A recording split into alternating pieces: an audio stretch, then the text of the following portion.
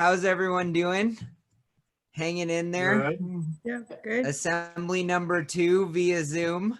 I was getting really hopeful in July that this was going to be in person, and our prayers go out to everyone who's struggling right now with COVID or with a lot of other stuff. So I would start off by asking Pastor Janine if she would open us up in prayer. Let's pray. Creative, loving God, as we, the Chum community and partners, gather together this evening, give us a vision of your world as your love would have it. A world where the weak are protected and none go hungry or without a home. A community where peace is built with justice and justice is guided by deep grace. Give us the inspiration and courage to do what you call us to do. Give us the grace to hear your voice and the strength to continue working for your kingdom in this time of pandemic. May we foster respect and solidarity with others, especially those who are marginalized. We place ourselves and this meeting into your care. Amen. Thank you. And I've asked Julie Jagum to read Psalm 16 for us today. Yeah, thank you. Psalm 16. Protect me, O God, for in you I take refuge. I say to the Lord, you are my Lord. I have no good apart from you. As for the holy ones in the land, they are the noble, in whom is all my delight. Those who choose another God multiply their sorrows. Their drink offerings of blood I will not pour out or take their names upon my lips. The Lord is my chosen portion and my cup. You hold my lot. The boundary lines have fallen for me in pleasant places. I have a goodly heritage. I bless the Lord who gives me counsel. In the night also my heart instructs me. I keep the Lord always before me, because he is at my right hand. I shall not be moved.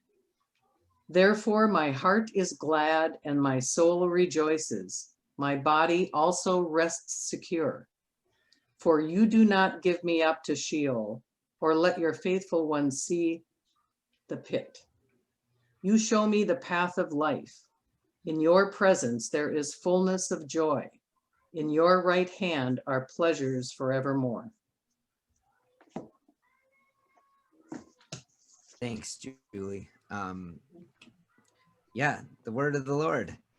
Thanks be to God. Amen.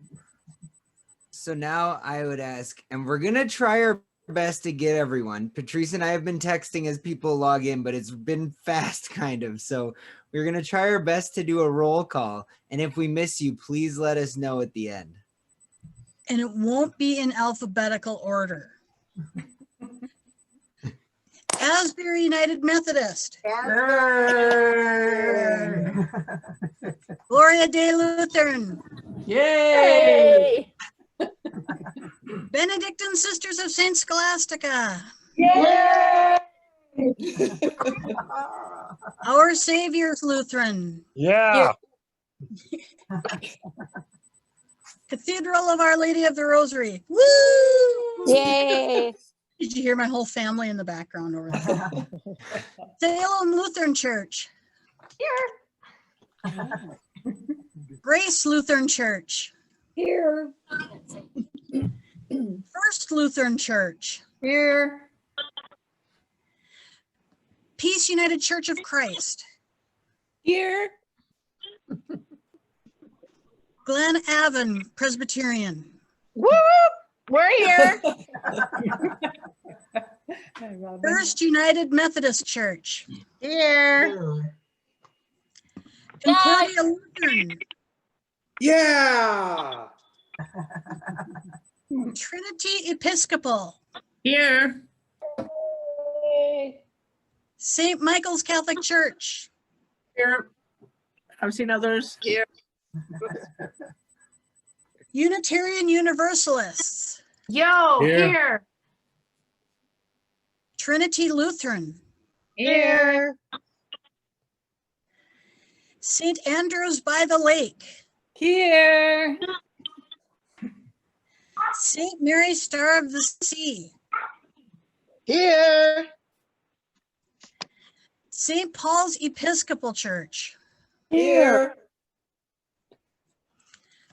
Who did we miss? The Quakers are here and are no Oh, longer silent.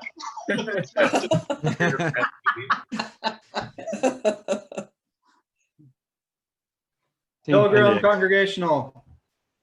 Hello. St. Benedict's. Okay, Tom, say here. Maybe he doesn't hear me. Well, St. Benedict's. You hear me now? Yeah, we hear you. Yep. I'm writing Pilgrim down. I don't know why I need to write this down. I guess I don't. Did we miss anyone else?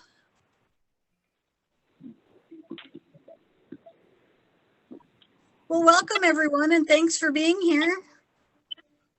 Yeah. Right on. And thanks for being so energetic, everyone. That was the best. That was awesome. So to start off the assembly, I'm just going to give a few announcements and hopefully brief updates about some of our advocacy work from the last year and some things to look forward to into 2021, which is shockingly something like 42 days away. But first thing I wanted to say, if your congregation ever wants Lee or I to come speak, or probably on Zoom currently, or something like that, or if you want us to do an adult ed class or a youth group or anything else with announcements, please let me know and I can arrange that. We would love to share what's going on at Chum and also be a part of your congregation and worship with you. Next thing is the Christmas Eve Vigil. Hold on one second, Ben. I just want to interrupt. We also want to recognize all the Chum staff who are here today on this call with us. That's a really important constituency. They are your hands in working out. And so thanks for that notice, Caitlin, and apologize for missing you. And go ahead, Ben. Thanks. Yeah. Also, and thanks, staff, and also board members who are here as well. And anyone else who wanted to come. So yeah, the second thing I was going to say was the Christmas Eve Vigil. Ben, don't we get to yell yay? Oh yeah, sorry, go ahead. Chum Come staff. on, Chum staff. Yay! Woo! Yay. Oh, nice. Thanks, Kim. So the Christmas Eve Vigil will be all digital this year. It will still be on Christmas Eve on December 24th at noon. We will release the information or send out the information about that really shortly, the links and the details. Deb and I had a really good chat about that earlier this week. Looking forward to that. It's always a really good service to remember the people that we lost, the advocates, and those who were experiencing or had experienced homelessness. The next thing, just a quick, Molly and I today finalized the dates for all 3 assemblies for 2021. So hopefully, we don't have locations yet. Hopefully they're not all on Zoom, but they might all be on Zoom.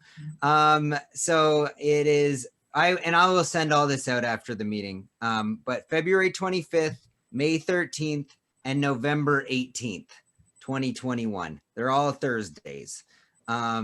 So I tried to vary them throughout the month so that if there's conflicts, hopefully it's not always at the same time. So the next thing is, so this past year, a lot of our legislative priorities that we were focused on, a little bit went to the wayside because of all of the COVID legislation that went in place. So last year we were supporting the Minnesota Coalition for the Homeless and Homes for All's $500 million bonding request, a $50 million expanded and preserved emergency shelter bonding, and as well as $15 million to increase emergency services programming. And then the other item that we were focused on was the fines and fees because there's fines and fees from traffic tickets and minor crime violations that end up compounding for individuals, and then they lose their license. And so there's a whole plan from Minnesota Asset Building Coalition to try to eliminate that, or give judges the ability to eliminate those fines. So none of those went through in their entirety. There was some items to celebrate for. There was $100 million passed in housing infrastructure bonds That was to huge, preserve. like the biggest ever. So Yeah, it's still huge. I know it's when we're Million asking would for have been amazing. 500. This was the biggest ever. So Yes, very big. And that will help preserve and build homes. And then $16 million in general obligation bonds for public housing rehabilitation. So that'll also be a part of building new and preserving housing. So those were huge. I'm not going to talk about some of a lot of shelter stuff came through other funding streams, and I think Lee will probably touch on some of the ways that the state and the county and the city have really been people focused in the pandemic. But yeah, a few other things. I was gonna bring to you all of the potential priorities for this next year, but we actually, none of our organizations that we're associated with have their priority agenda finalized yet. So stay tuned for that. I'll be emailing it as soon as I can. And it'll probably be sometime, hopefully early December. And this year, for everyone, the focus, it's a deficit year. So hopefully we find some items that are really beneficial to our folks that won't be, yeah, I know that there's a lot of good priorities coming. And another thing that this year we'll be doing, I will be updating as bills up, the ones that we end up choosing. I will be updating our delegates and clergy with updates on how they're doing and how you can actively participate and be involved in speaking to legislators. And I'm going to be a lot more active on that front this coming year. Lastly, I wanted to, oh yeah, there's one event coming up as well, the Homes for All kickoff, which I think is supposed to mirror, or it's supposed to be, it's kind of like a Day on the Hill sort of thing. It will either be January 7th or 8th is coming up. So that's something to keep on your calendar. I will send out the link once they decide which day of those two. And then the last thing, I'm finishing reading a book and going to be reading a couple others and hoping to finalize for a Chum winter book club. I haven't figured out quite the focus yet, but there's a few books on housing that I have that have been really enjoyable so far. So stay tuned for that. And if you're able, we will be on Zoom, so it will be easy to be there and you won't have to worry about snow.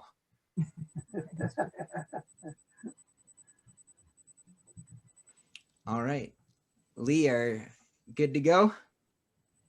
I'm good to go. I want to just add one really exciting thing in advocacy that we can look forward to is that Beacon Interfaith, who is our partner down in the Twin Cities, they're a lot like Chum. They've got 100 congregations between St. Paul and Minneapolis. And unlike Chum, they kept housing underneath their congregational part while we spun off Center City. So they have a wonderful 5-year goal actually called Bring It Home Minnesota, which would be to establish rental assistance for all income qualified people across the state of Minnesota. So nobody is paying more than 30% of their income for housing.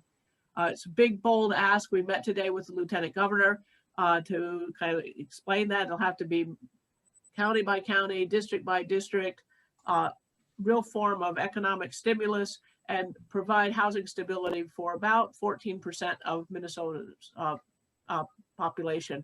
It's going to take about 3% of the state budget to do it, but it'll benefit 14. So we've got a lot of work to do, but I'll be sending out an outline of Bring It Home Minnesota. The Chum Board approved it as part of our agenda for this year at its last board meeting. And I love it because it's the first thing at the right scale that I've seen since coming to Duluth. So for 10 years, this is the one campaign I've seen that has the right scale. What is it going to really take to address the housing crisis? And these are not folks that are homeless. This is like the next step waiting to be homeless. So I'm really excited about that. Yeah. One other quick thing. I have a note here at the bottom in bold. It says someone needs to give a fundraiser update from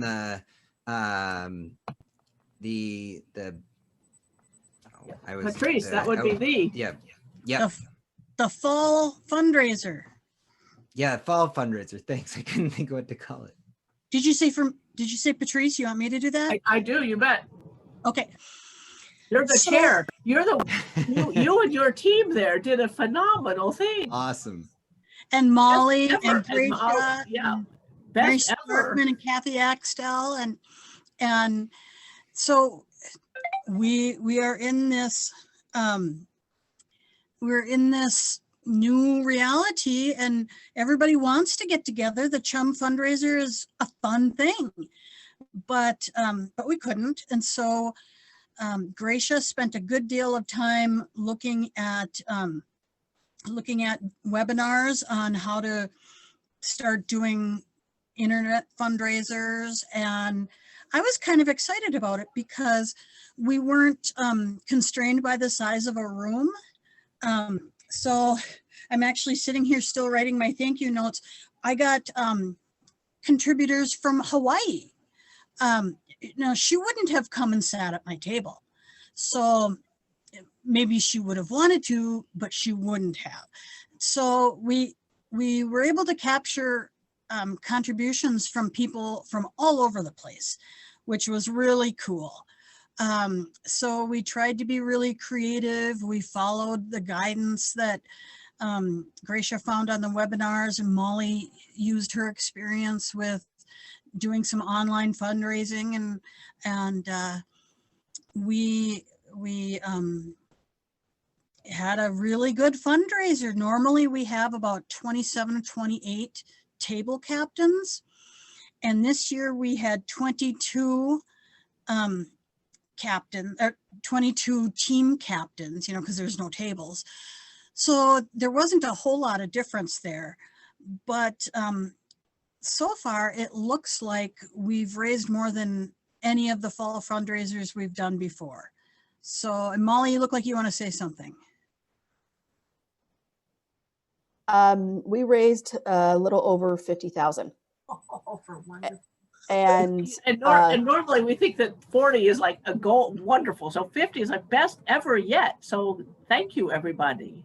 Yes, and what was even better about this is there was very, very little investment on our part compared to years past. So this made it a really, really great event. But if we have to do the same formula next year, I'm challenging everybody to do better, because I kind of want to beat this goal. I'm a little bit of an overachiever that way. So let's shoot for 100 next year. Yeah, and one of the ideas I think Gracia had was that in the early part of next year, if we're still doing it online, that we do a webinar or a Zoom meeting or whatever, and do a little training as to how to set up the teams, work with people together so everybody feels backed up on that. And I want to say, Molly said that it wasn't a big investment. on our part. I would say it's not a big financial investment, but we spent a lot of time. And talent. And Time, treasure, and talent. We did it all. Thanks. Okay. Great job, everybody. Thank you.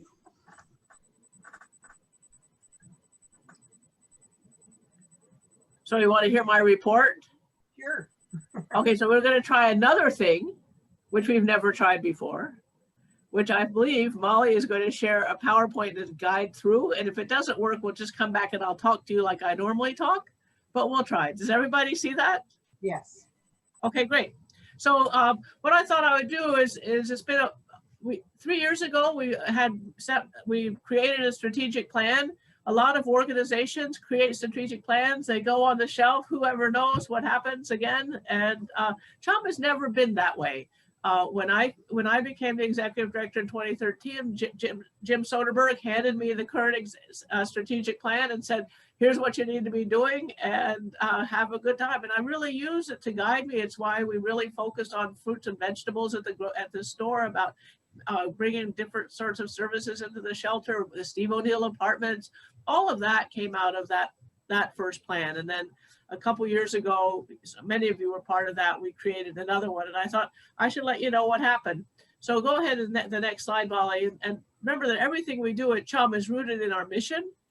People of faith working together to provide basic necessities, foster stable lives, and organize for a just and compassionate community. You all have no idea how powerful that is, or maybe you do, but keep leaning on it because it is a fantastic, fantastic mission statement. And then the vision that we created at that time was where every person has food, shelter, dignity, and hope, where racial disparities are eliminated, and where everyone lives in a just and compassionate community. And keeping that kind of thing out in front, it's really easy to do the work. So we have basically 5 goals. Go ahead, Molly. There are many of them, but these are what they call the 5 core. So making sure that our systems serve the right people, that we had better physical infrastructure to do our work, that we invested in the people and the tools that we needed to do the work well, that we address the fiscal stability and sustainability of CHUM with broad-based resource development, and then working on our communications and media and public relations strategy. So one of the first goal was to make sure that we effectively address the specific, and I added this word, emergent needs of people experiencing homelessness and or hunger. In the time I've been at CHUM, the face of hunger and homelessness has really, really changed. When I first came to CHUM, about half of the people who came to CHUM were homeless for the first time. Now fewer than 20%, about 25% are homeless for the first time. We're dealing with a much longer term, recurrent, around and around and around. And drugs and mental illness are taking an ever heavier toll. Homelessness is, the framing of homelessness as a housing problem, that's not so much the best way to do that anymore. It's housing, yes, but it's also a dramatic failure of systems of care for people who are seriously ill, mentally ill or addicted, and we don't have a way to take care of them and residential ways to take care of them so that their basic needs are met. So CHUM's response has had to change as we've had more and more, as the people that come to us for help have changed. So we've done that. So some of the things that we did, this is a animator thing. So we became a low barrier shelter. And what that means is that we lowered, we instead of requiring sobriety, which we did, we just said, we put on a behavioral lens. As long as you're not violent, as long as you're, you can come. You can be, what we found out is we couldn't tell the difference whether someone, and I say we, but it was Kim and her staff primarily, between someone who was mentally ill and acting in one way or someone was drunk and acting some way or under the influence of something. And so how can we make that call? So we said, come as you are. We also started allowing dogs and companion animals to come because we wanted to make sure that we had, again, lower the barriers to shelter, make it easier for people to come into shelter. So that was a really big deal. We've continued to do that. through now allowing people 24-hour access to the bed by keeping the drop-in center open 24 hours so people can stay in the beds or they can stay downstairs if they don't want to go to sleep. Just making ourselves ever more available as a shelter and as a drop-in center to meet the needs of the people that are coming for us. The other thing we did is that we doubled the capacity of our food shelf. I don't know if Scott Van Dale is on this call or not, but that man is a master of procurement and distribution. Before Scott came, we had about 150,000 pounds of food going through the food shelf every year, and that was terrific. And that was a wonderful, wonderful system. And Scott looked at that and kicked it through the goalposts again. And now he would feel bad if we were under 350,000 pounds of food. He's driven by first he's got a logistical genius and fearless in sourcing and distributing, and sort of single-handedly, that's not single-handedly, but if it were my Thanksgiving, I would think, maybe we could do 100 turkey dinners for Chum this year, turkey basket. No, Chum, he's going to do 300, and it's just a delight to work with him. So we are certainly doing that. Oh, good, Hillside United Methodist Church. Thanks for joining us. Okay, the next one, Molly. We made warming centers a reality in Duluth. 3 years ago, I finally got fed up with it and just said, let's do warming centers. And so now we have warming centers. And instead of just Chum pounding away at it in loaves and fishes, this year the city and the county were actually pushing us and providing the resources to do it, and along with support from the state. So that's a very big thing about responding to a need. Next one. We initiated new housing supports for people experiencing mental illness with HDC and substance use disorder with St. Louis County. This includes access to treatment, access to diagnostics, and a lot of rental assistance. Going back to that thing I was talking about with Bring It Home Minnesota, recognizing that if people have money, they can stay housed. It's a lot easier for them to stay housed if they can pay the rent. And if they've got issues where they can't get money, we need to supply the money, because then they'll eventually be able to deal better with mental illness and addiction. Housing first. So these are multiple year grants through the state that those HTC in St. Louis County could not have done it without Chum, and Chum could not do it without them. So we teamed up, and particularly beneficial for people that have homelessness working without out in street outreach. So we have these two programs, and they are refunded and able to come back year after year. And I'm really proud of these two initiatives. Next one, Molly. The other thing is, which I'll talk about later at the end, is Chum is responsible for creating Southern St. Louis County's isolation and quarantine capacity in the face of COVID-19. We thought we would be doing that to protect Chum in particular, but in fact, we are protecting all of Southern St. Louis County and an awful lot of Northern St. Louis County to have the capacity for people to provide safe isolation and quarantine for people who are experiencing homelessness at any state of the COVID spectrum. We did have our first positive case this week, and so today we did point prevalence survey, which we had planned out for many months with St. Luke's, where we tested everyone who was in shelters, 51 people, and they're now in isolation, safe at the Radisson Annex tonight, 3 meals and full support while we wait for their test results. But having that kind of capacity, again, in partnership with St. Louis County and the city of Duluth, you should be really, really, really proud. Thanks, Tab. Thanks for coming in. I'm getting these little notes. I'm just going to announce it when I see people checking in. I'm going to call it out. Tab Bumgarner from United Baptist Christian. Thank you.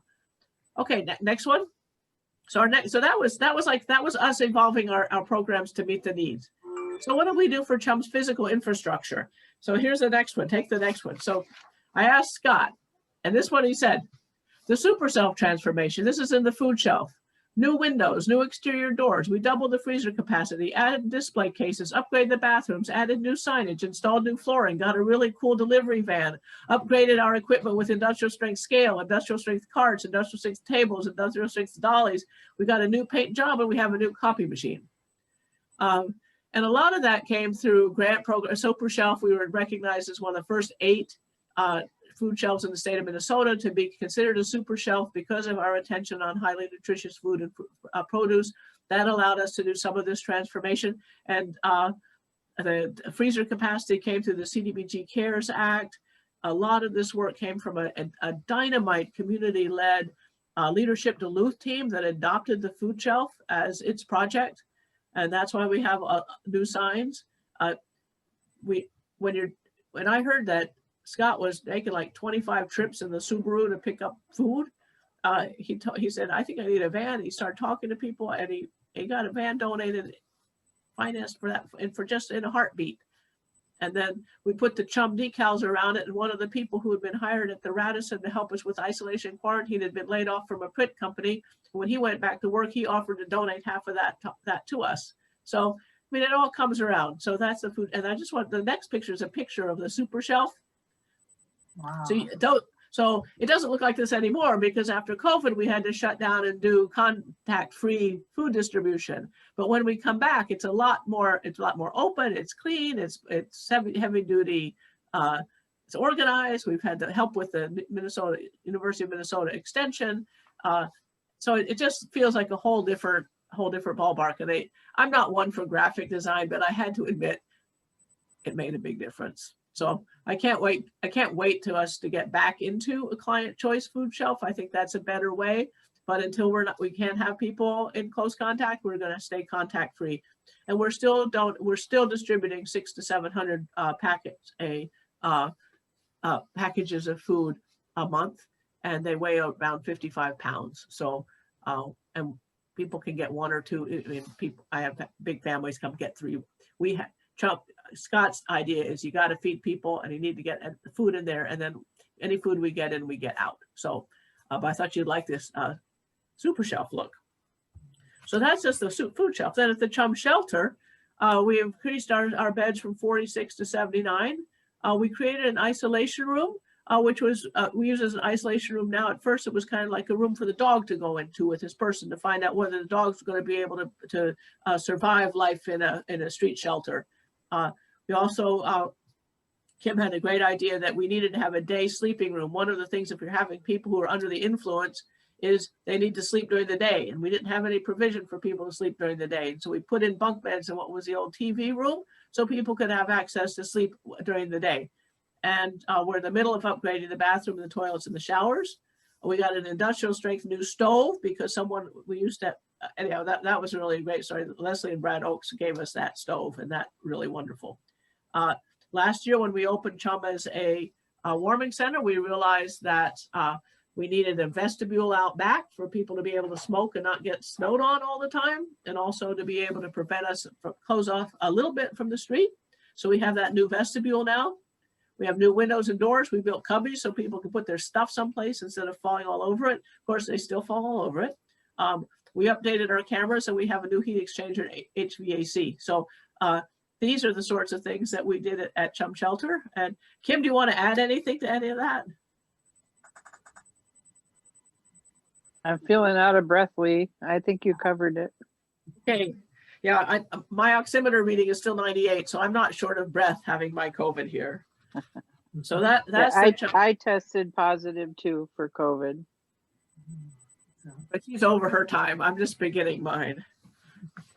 So I think you can see that we did focus on improving our infrastructure, and I can say that we took advantage of every dollar offered us to do that. And we're not done yet. So the other goal of investing people, tools, and technology. Let's go to that one.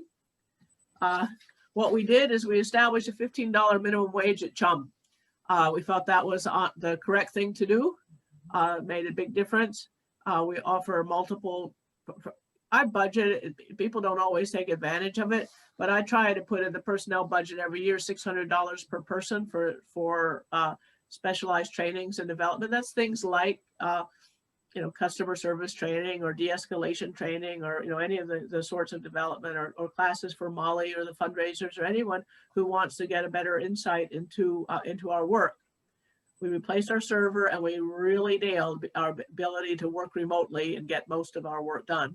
We helped bring the Wi-Fi capacity to the Stephen Neal apartments.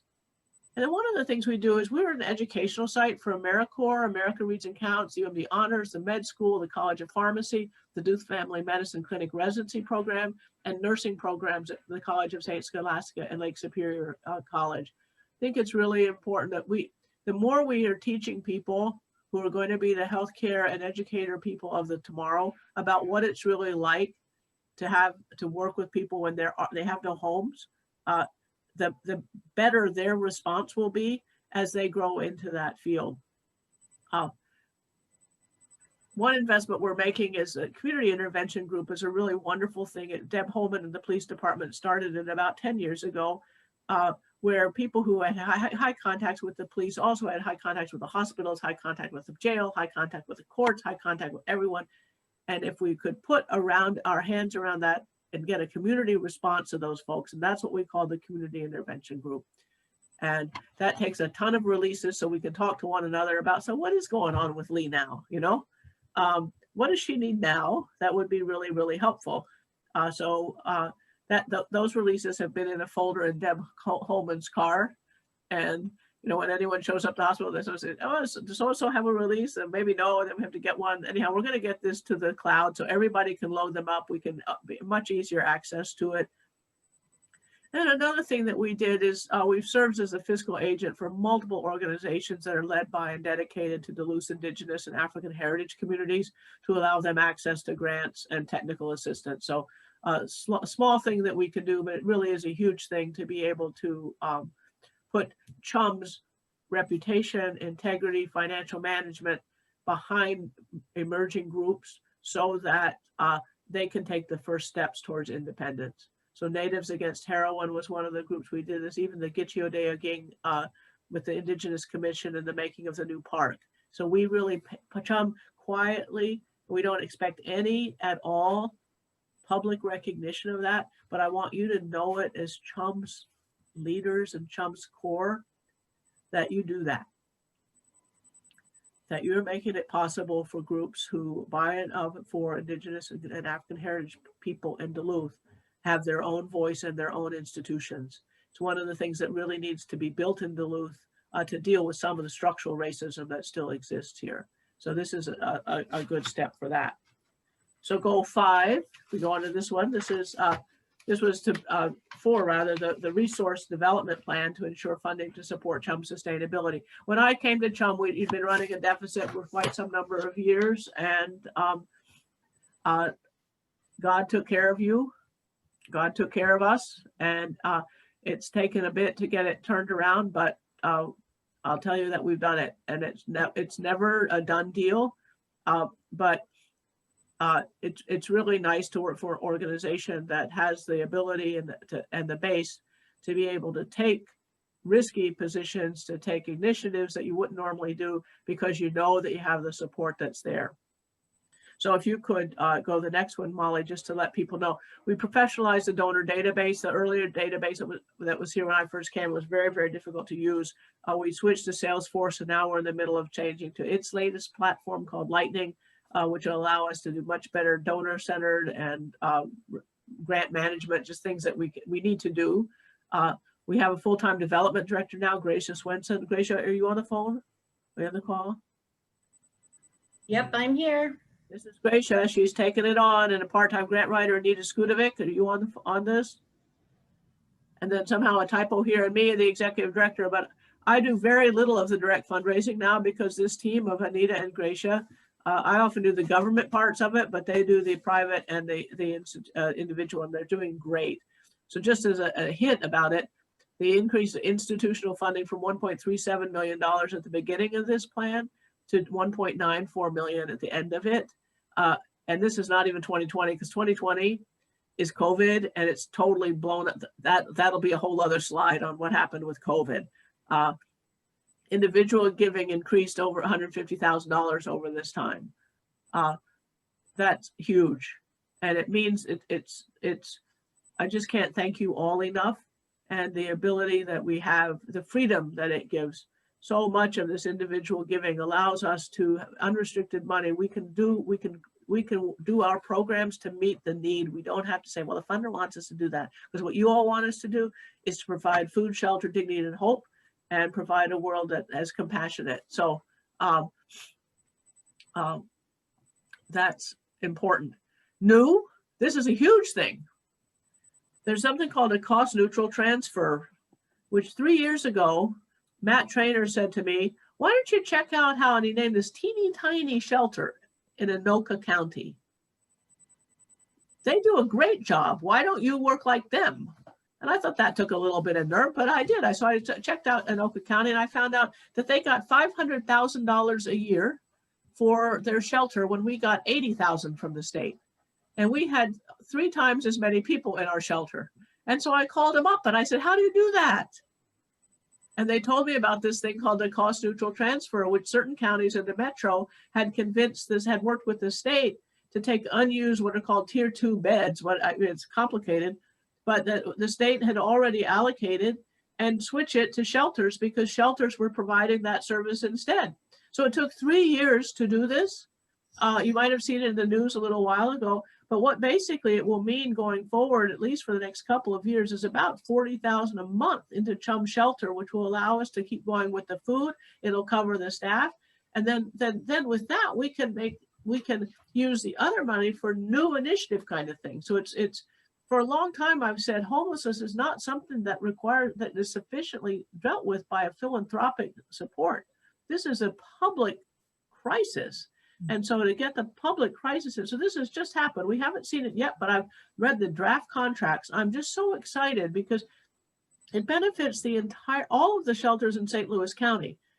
I was a little grumpy about that first. I thought, damn it, I want all this, but the fact is $1.7 million is going to come in to help the different shelters across the state, including across the county, including in the northern part of the county and in safe haven type domestic violence shelters and Chum and Lifehouse and ACO.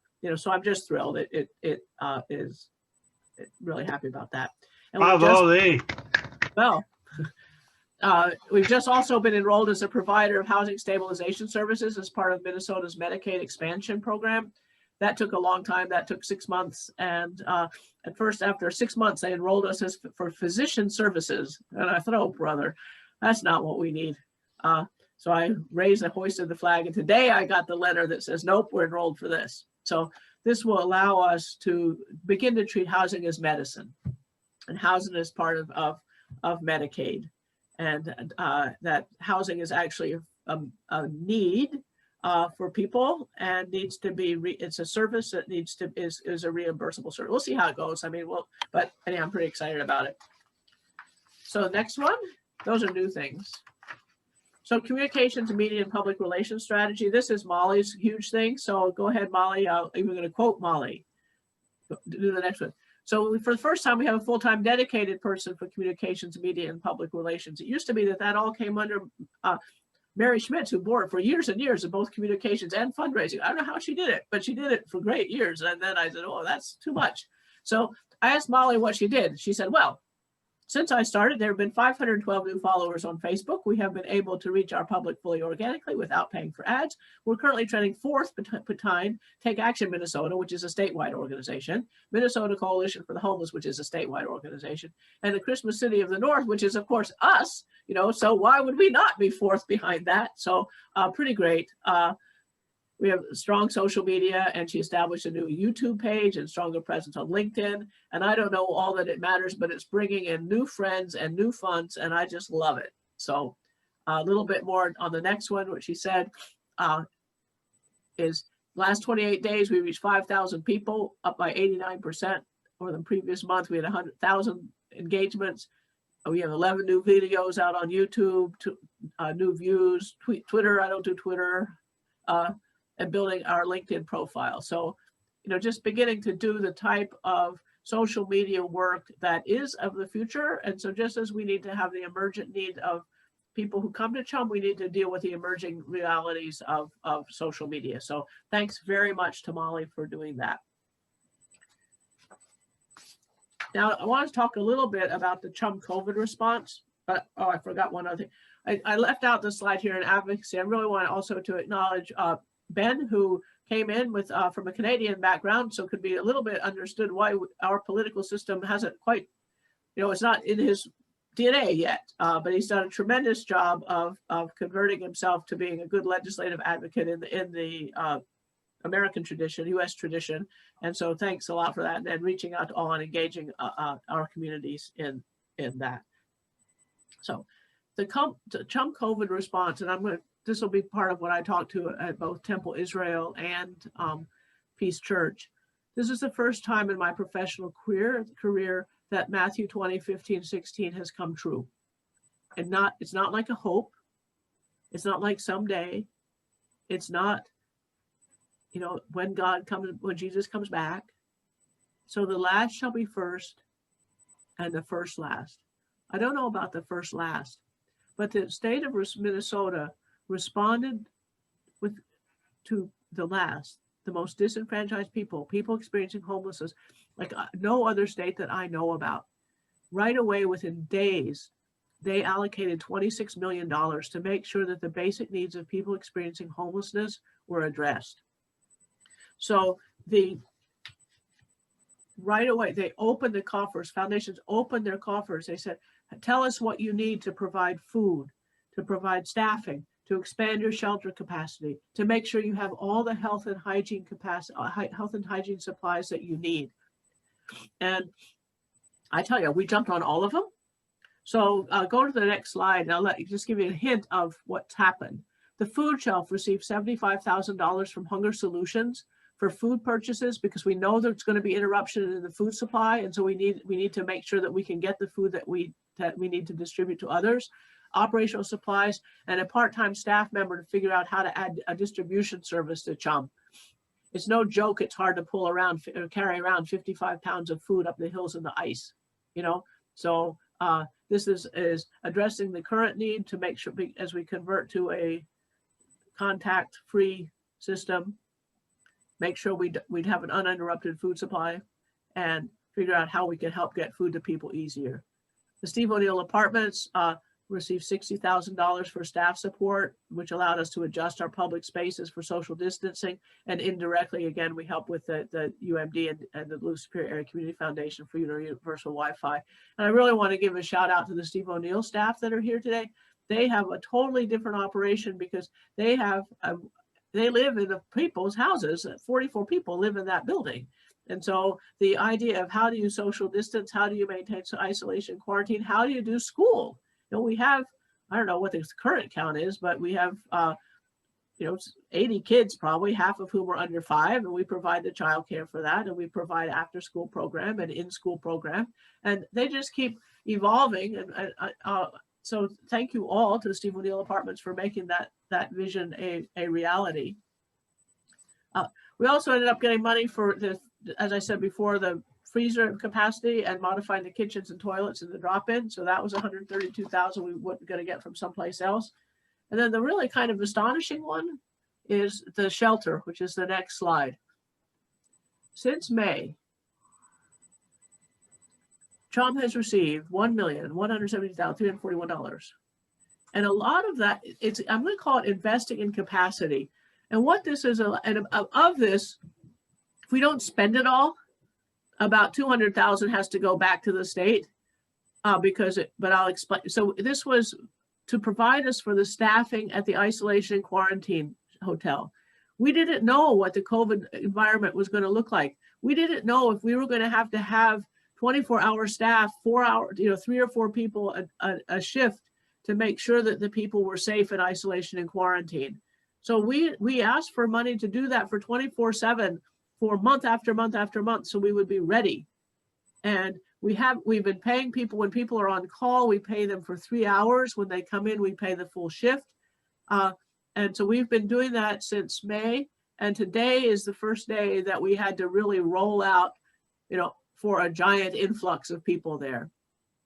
This also allowed us to provide services at the Duluth Inn, where early on the recommendation of shelters was to reduce your density, identify people who were particularly vulnerable to COVID, and get them into a different space than congregate setting. So the city rented the Duluth Inn for us, and we've been having people over there at the bottom floor since May.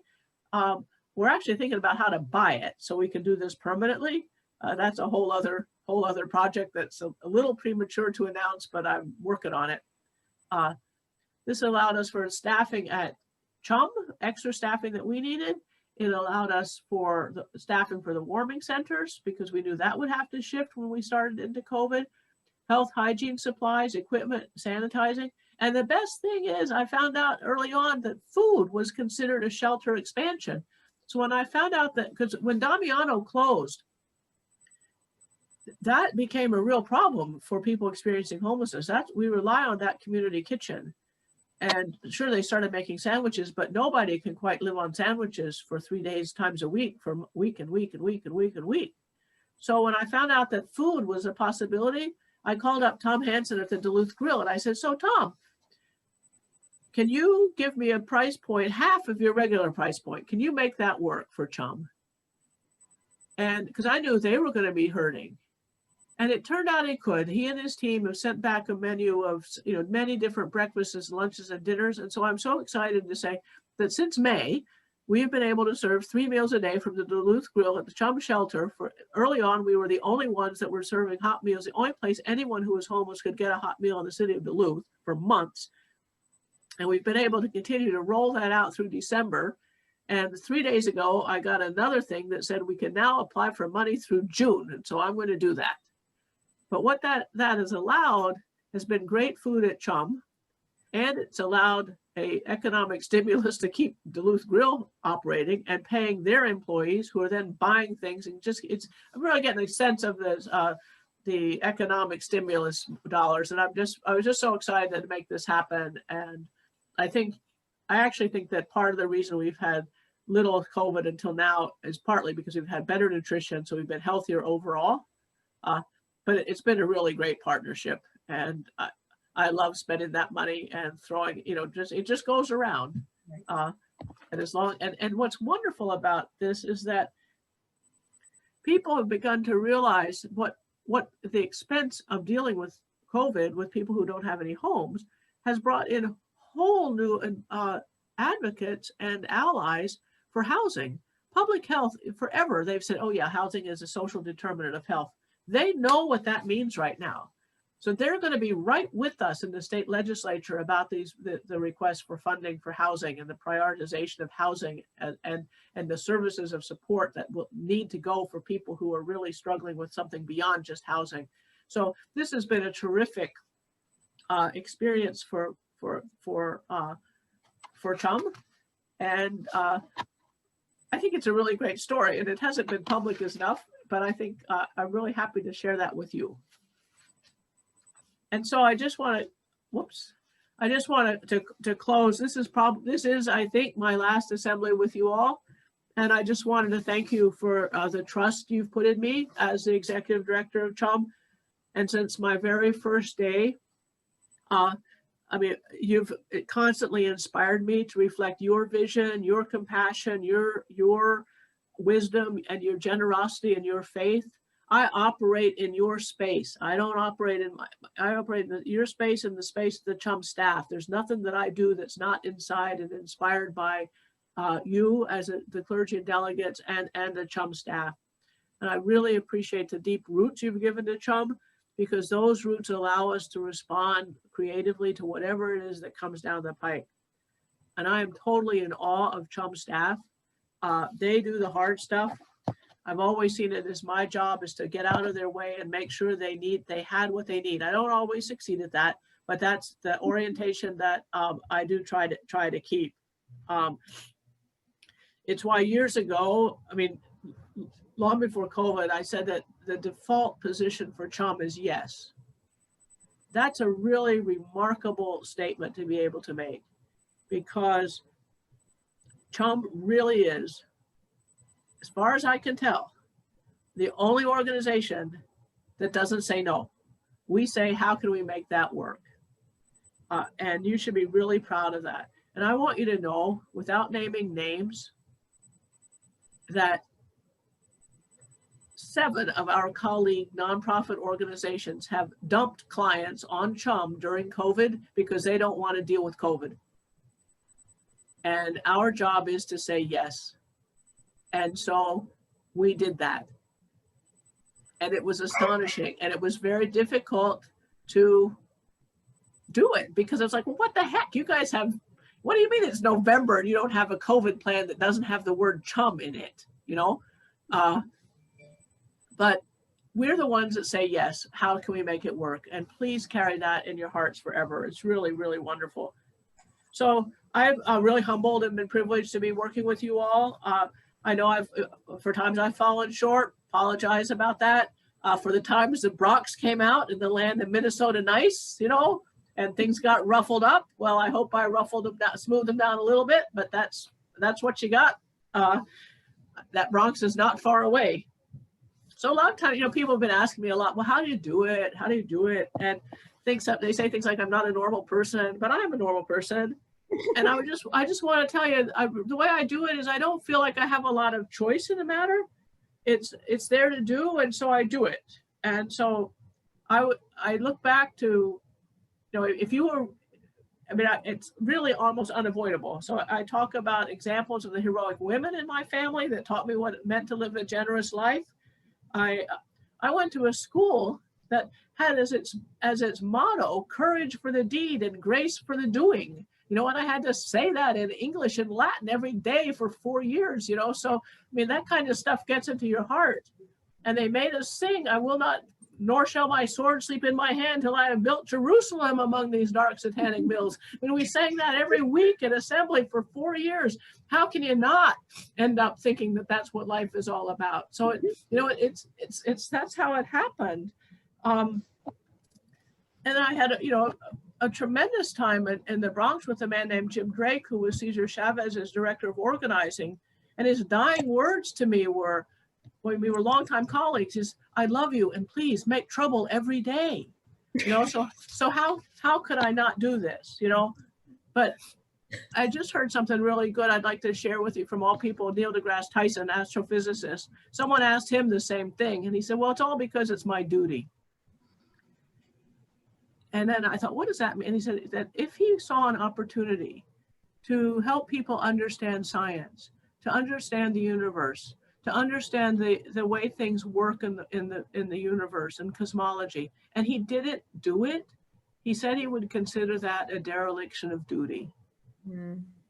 And I thought that's a great way to think about that, because I feel the same way, that if I see an opportunity to make the world a better place, to make a little movement for compassion, a little, even though I know sometimes I can be really horrible and tough, but if I see the opportunity to move towards justice and I don't do it, that would be a dereliction of my duty. So I really want to thank you for giving me that opportunity to live that out. And the greatest thing about working at CHUM is that choice is present every day, every hour, every minute, every second. And it's a terrific discipline to live inside of. Now, if you let that discipline lead you on, that actually becomes quite easy to do. And I want you all to know that I really learned that from you. And so I want to thank you. And I want to say, may the blessings of the Almighty God be with you and yours forever and ever. Amen. Thank you. We'll miss you, Lee. I'm not going anywhere. I'll still be in church. You're irreplaceable. No, someone will be better. As I've said to Lee before, she's a logistical wizard. Yes. But if you had to plan Arctic field camps from May 15th to September 15th with no way for resupply, you would get to be a logistical wizard too. If getting your next thing of propane meant a 7-hour drive into Fairbanks, are you kidding? Don't make a mistake, count. So. Thank you. But thanks a lot. It's been a real treasure. Love you. Thank you for everything, Lee. It's been my pleasure. Thanks. Mm-hmm. You get well. And I'm going to really support whoever comes next. That's Jim did me, and I'll do that. And I'm not going away. I never leave CHUM in the lurch. And if there's special things I know or people wonder about, they should just always ask me. I'm free. So, and I am. I know that there are plenty of mistakes that I've made along the way. And so I don't mind if you say, how the hell did you think about that? You know, and then I'll figure out that, you know, why did you do that? Oh, whoops, that was not so smart. Let me try that again. So I'll fix anything I break. Okay. Good luck and get well, Lee. Oh, You're yeah. upstairs. Let's hope you don't get too sick. Yes. Yeah, I'm probably on day 5 now. So No symptoms? I do have my little oximeter somewhere around here, and that was reading 98. So, Good. and I'm in a high risk group, but I'm pretty fit. So we'll see. Yeah. Oh, you're not in a high risk group. You're young. 67 on the day I got diagnosed. You got on your birthday? It was my birthday present. Yep. Happy Oh. belated birthday.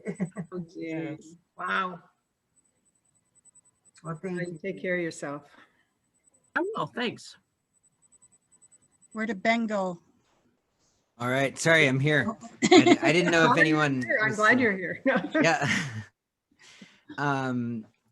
I was asked if I would quickly announce that it is Give to the Max Day, and apparently we are closing in on $8,000, so that's exciting. Yeah, I just was asked to make sure that got relayed, and yeah, it is. I have been so blown away personally by the generosity of the community and the state and people. So yeah, it's been amazing. I don't want to take away from anything Lee said about that, but just add on to it. Now Patrice is gonna give a quick update on what the future might Transition? be. Yeah, transition. The Yeah, that's the right transition. word. I was gonna call it succession, and then I was like, I don't know if that's the right word. So Yeah. Lee is not going anywhere tomorrow, and that's For why 10 days. What? Not for 14 days anyway. No. No. At least. So she's not going anywhere tomorrow. But we have the board has a group of people that include board members and non-board members that are engaging in the work of the transition. And so some of the folks are on this call right now. The committee includes Sister Kathleen Hofer from the Benedictine Sisters of St. Scholastic, and Mary Rowling from the jail, and Noah Hobbs from the board. He works at One Roof, and not Kathy Extel, me, and then there's one other board member. I can't remember who. Anyway, there's 5 board members, and then there's 4 non-board members. And the 4 non-board members are Robin Weaver, who I think is here from Glenavon, and David Carlson from Gloria Day, and Nick Smith from Fond du Lac Social Services. And I can always remember everyone but one. Of course, Gina Bossert from St. Louis County. So those are all the people that are on the committee, and we've been working for several months now, and we had originally I think 23 applicants, and we did 5 first interviews. Then we narrowed it down to 2 people that we did a second interview with, and now we have a finalist, and we're working on putting together an opportunity for the board and staff to meet with that person, and hopefully we'll be able to offer something to that person. And in the meantime, Lee has very graciously offered to stay on in special projects until they are completed. So, I mean, not indefinitely, just until the special projects are completed. And so we intend to celebrate Lee as that time gets closer. And does anybody have any questions about the transition? Thank you. Seeing none. Thank Does you. Lee have a retirement date, or is it just indefinite until we get someone in the place?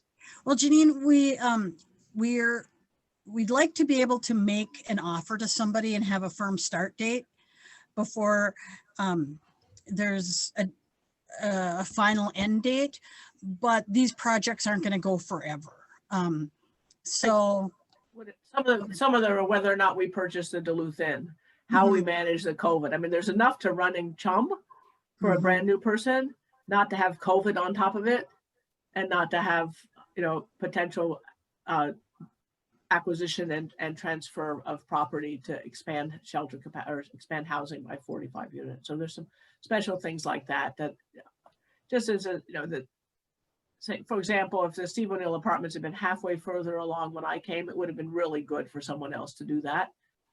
So my original goal was December 31st, and that still may be when someone will be on, but I'll probably be working for a couple months past that at the board's discretion. Thank you, Patricia and Lee. And Lee, we just want to keep you as long as we can. Yes. My head doesn't go. Right. Thanks for staying, Lee. Thank you very much. It's special. And please pray for the transition committee. This is Leah's a very difficult person to replace. And we Don't are replace, you follow. I'm sorry. You're right. You are absolutely right. Leah's a very difficult person to follow. And we were trying to do it thoughtfully and respectfully and with great intentionality in prayer. So we would appreciate your prayers.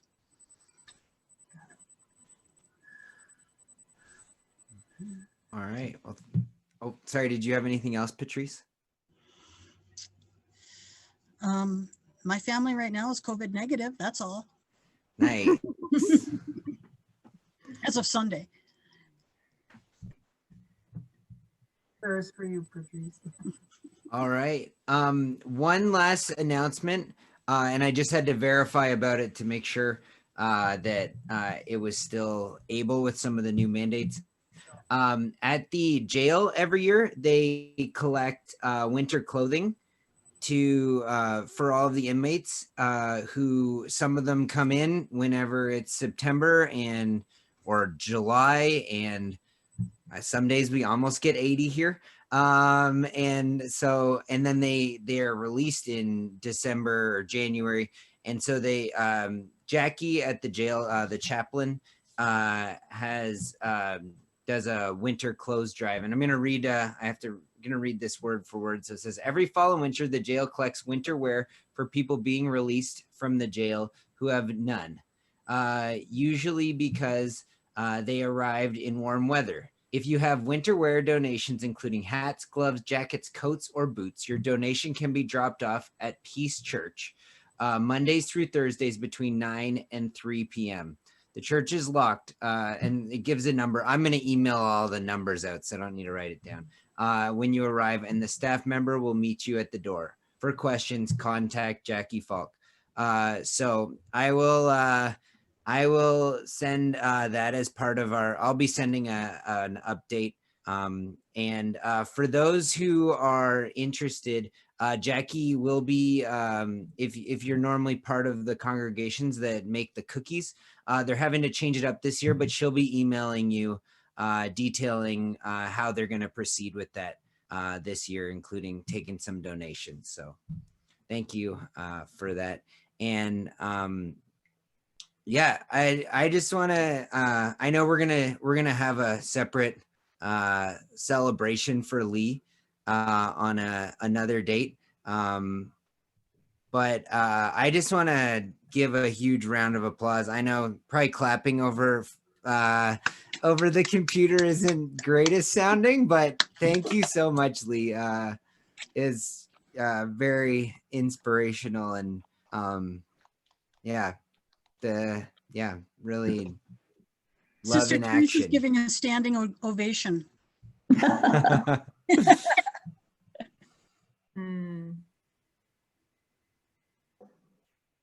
Yeah, and on that, I would ask if Pastor Janine would now close us in prayer. Happy to do so. And Lee, we're sure going to miss you when when you're not here, or even here a little bit less. And you've done just amazing work on our strategic plan and the CHUM response. And I don't know if you've been following the chat, but I hope you'll take a good look at that, because a lot of people were making comments. No, I'll check for that, and I appreciate it very much, you know, and like I said, I operate in your space. And so in your space, all kinds of things are possible. Let us pray. God of life, we thank you for the signs of your light in the midst of our darkness. Especially this evening, we thank you for the ministry of Lee Stewart. You have given her a heart of love, compassion, and passion for those in need. You have called her to name injustice and seek a more just world. Your hand has been upon her, is upon her, as she leads our ministry. We give thanks for her. We pray for her. We seek to carry on her work, and we pray for all that you will continue to call her to do. And we pray also for the new person who is coming. Would you prepare the way for that person, and prepare that person in body and mind and spirit for this new task? May all of us, along with Lee, be signs of your compassion in the heart of your world. In this time of incomprehension and fear, we stand together. In this pandemic crisis, we pray for your mercy and healing for the sick, and for health and strength for all who care for them. Bless us with your love so that we might go out and bless others. Amen. Amen.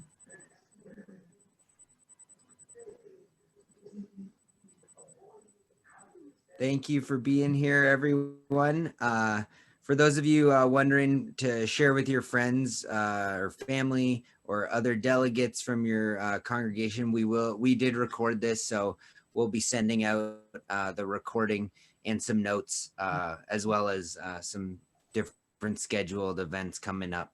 So thank you so much, and looking forward to seeing you again soon, and hopefully seeing you in person in due time.